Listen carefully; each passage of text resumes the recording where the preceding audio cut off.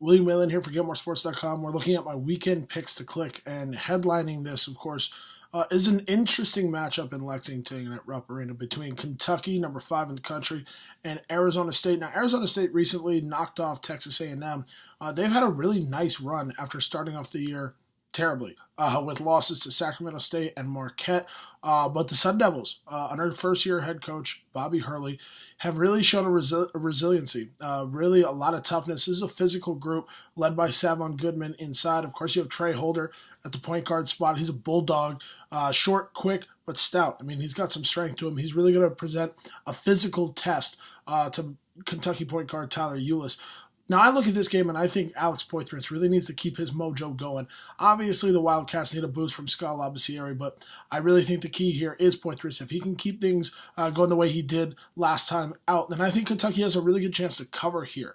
The line is a little bit bigger than I thought it might be, to be honest, but Kentucky has to be looked at as the prohibitive favorite, obviously. This is, in my opinion, Arizona State's first real big-time test on the road. How do they handle it? I think this atmosphere is going to be a little bit too big for them. I do look at Kentucky to cover the 13-point spread.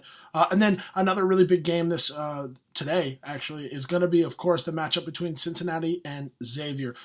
Xavier getting giving up some points here. I do think that they are going to win this game, but I think it's going to be a lot closer than Vegas does. I think this is going to be a 1, 2, maybe 3-point game. But I do think that Cincinnati's going to cover the spread here. They're so physical inside. They've got so much in. I mean, here's the thing. Xavier is really good. Don't get me wrong. They could score the heck out of the basketball. I don't think they've seen a team this year with the physicality, with the maturity of Cincinnati. I mean, this is a group that will beat you up inside, and it's a rivalry game.